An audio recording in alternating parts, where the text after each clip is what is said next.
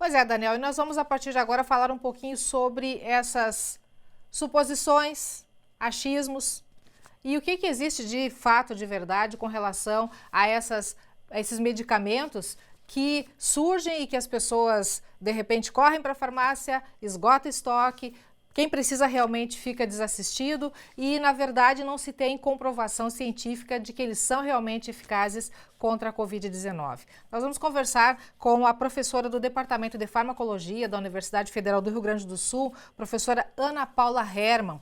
Ela publicou um artigo com o título Cloroquina contra o coronavírus. Existe evidência por trás da esperança? Professora, boa tarde. A pergunta eu repasso para ti. Ok, boa tarde. Muito obrigada pelo convite, pela oportunidade de esclarecer esse assunto. De fato, hoje já se passaram 4 meses, praticamente, desde o início dessa polêmica com a cloroquina e com a hidroxicloroquina, e o que a gente tem são muito mais evidências mostrando que não existe eficácia nesses medicamentos no combate ao coronavírus.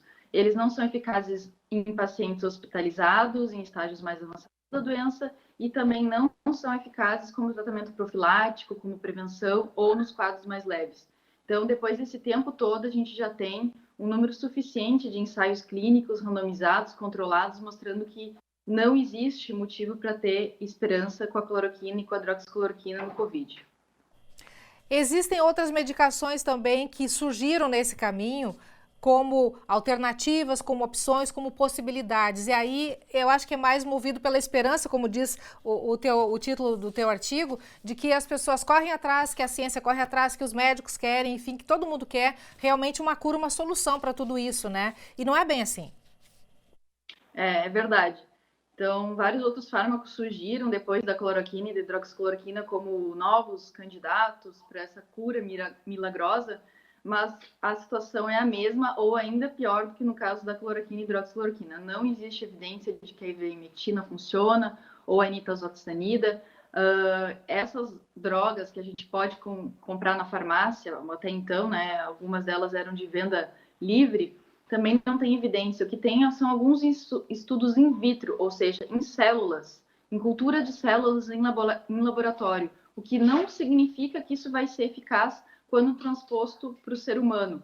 As concentrações necessárias para inibir a replicação do vírus nesses estudos in vitro são muito altas. Então, isso não quer dizer que de fato são eficazes. Então, não existe evidência e existe sim uma vontade, né, das pessoas de acreditar em alguma coisa. Isso é natural do ser humano.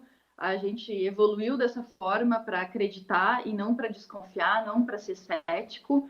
E muitas vezes os médicos que estão prescrevendo esses fármacos também estão fazendo isso na boa intenção de querer, né, oferecer algum tratamento para essa doença que até então não existe nenhum fármaco muito eficaz.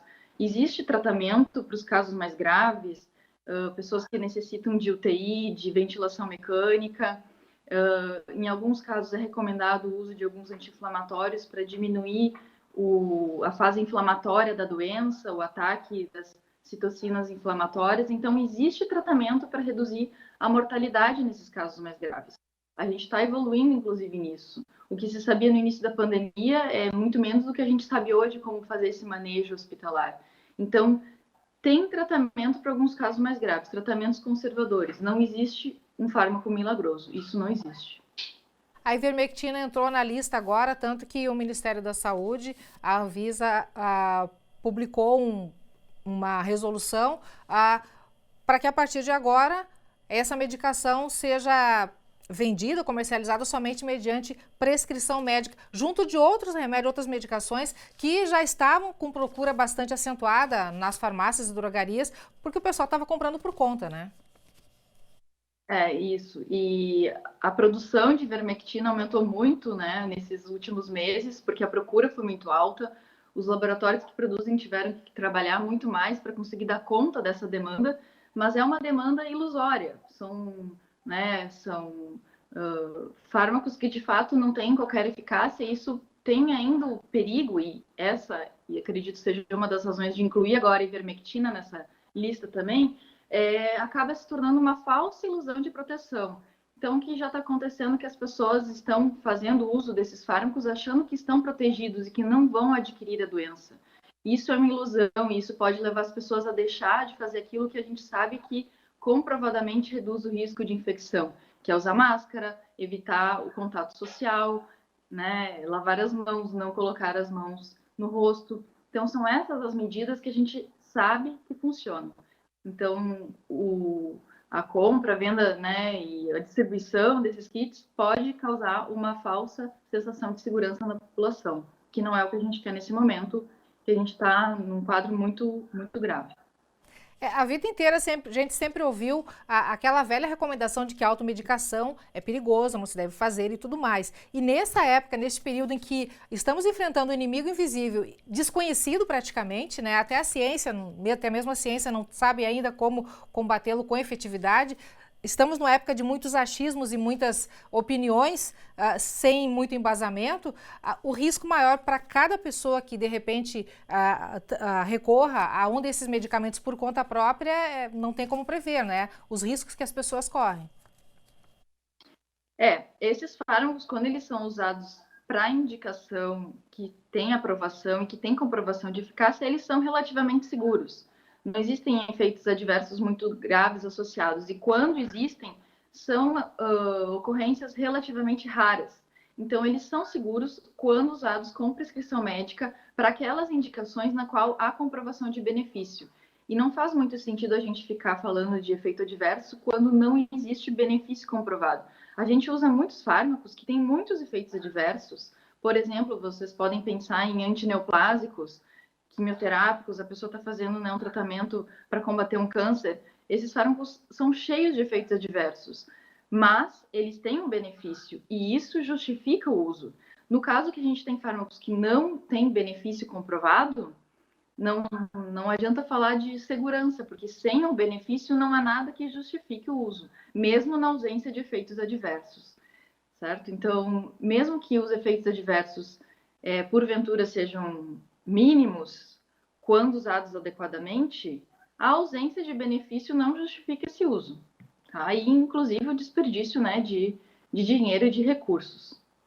E até porque, e aquele outro risco, aquele outro aspecto, né, professora, de que enquanto as pessoas procuram na tentativa de alguma coisa sem certeza ainda, as pessoas que realmente precisam da medicação não conseguem encontrá-lo. Nós temos o exemplo da cloroquina, que chegou a faltar no mercado. As pessoas que sofrem, que fazem tratamento para lúpus, por exemplo, às vezes não encontram a medicação porque não existe no mercado em função justamente dessa busca desenfreada, né? Com certeza, isso aconteceu. Muitas pessoas acabaram com dificuldade de comprar o medicamento lá atrás, e é por isso que a Anvisa tomou algumas decisões de enrijecer a venda, né, dificultar a venda com a necessidade de receita médica em 2 vias com retenção da receita. Então, isso foi feito com a cloroquina lá atrás, talvez um pouco tarde, porque muitas pessoas de fato tiveram dificuldade por algum tempo. Foi feito com a nitazoxanida também, que é o Anita, né? Logo que o ministro da Ciência anunciou a possibilidade de que fosse um tratamento eficaz, e agora, mais recentemente, a ivermectina também entrou nessa lista, para evitar que as pessoas que realmente precisem não fiquem sem o medicamento.